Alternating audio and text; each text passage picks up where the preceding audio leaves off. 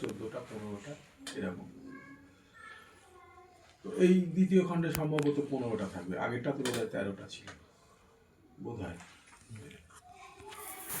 আর মানে ওই যে সিঙ্গুর নন্দীগ্রাম সময়, সিঙ্গুর, তারপরে নন্দীগ্রাম, তারপরে লালগড়, এই যে এই আন্দোলনগুলো না একটার সঙ্গে একটা রিলেটেড।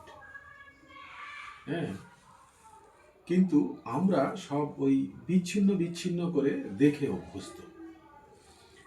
তো তখন একটা মনে হলো যে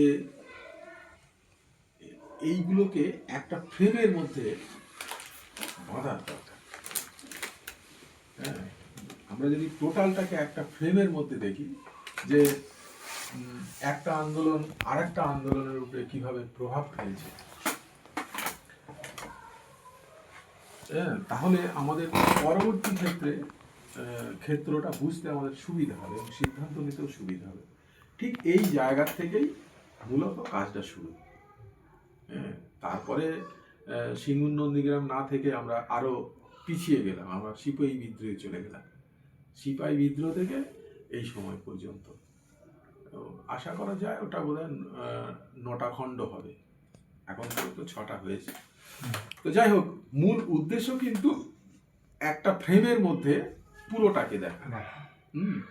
যে অনেক বছর পরে দেখা যাচ্ছে যে একটা আন্দোলন প্রভাব ফেলছে, যে এই আন্দোলনের প্রভাব আরো 20 বছর 30 বছর পরে আর একটা আন্দোলনের উপর প্রভাব ফেলছে। এখন যদি আমি এক ফ্রেমের মধ্যে না দেখি তাহলে আমাদের একটু বুঝতে অনেক সময় অসুবিধা হয়ে যায়। তো এই সমস্ত বিষয়গুলো আমাদের বাংলা ছোট গল্প কিভাবে দেখেছে, সেই গল্পর থেকে কিছু কিছু নিয়ে সংকলনগুলো। কিছু আন্দোলন নিয়ে যেমন প্রচুর গল্প লেখা হয়েছে, আবার অনেক গুরুত্বপূর্ণ আন্দোলন নিয়ে কিন্তু কোনো গল্পের সন্ধান পাইনি, এবং খুব অবাক করেছে আর কি এইসব ঘটনা। হ্যাঁ হ্যাঁ হ্যাঁ। আর নিজস্ব তোমার মানে গল্পের এখন মানে বইয়ের সংখ্যা কতগুলো? এখন মোটামুটি তা 25 থেকে 30টা তো হবেই।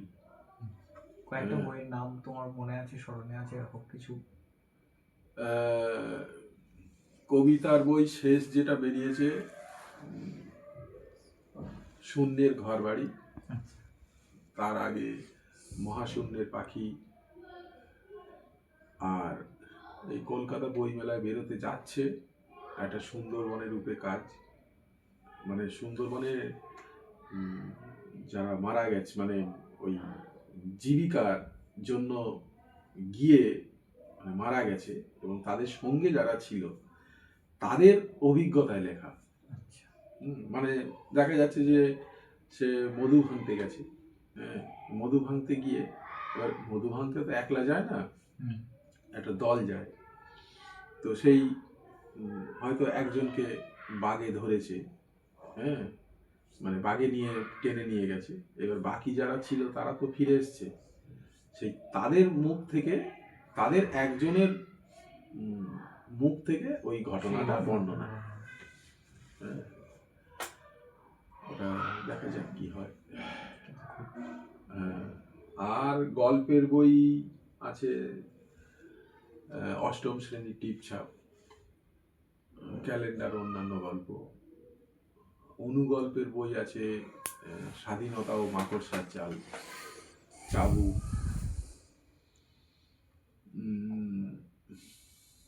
আঁকার বই আছে 2টো আঁকার বই, আঁকার সহজ পাঠ এবং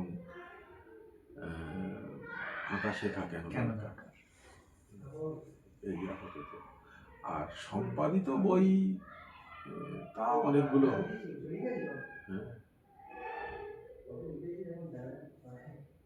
কটা আমি এখনো নিজেই বলিনি। এই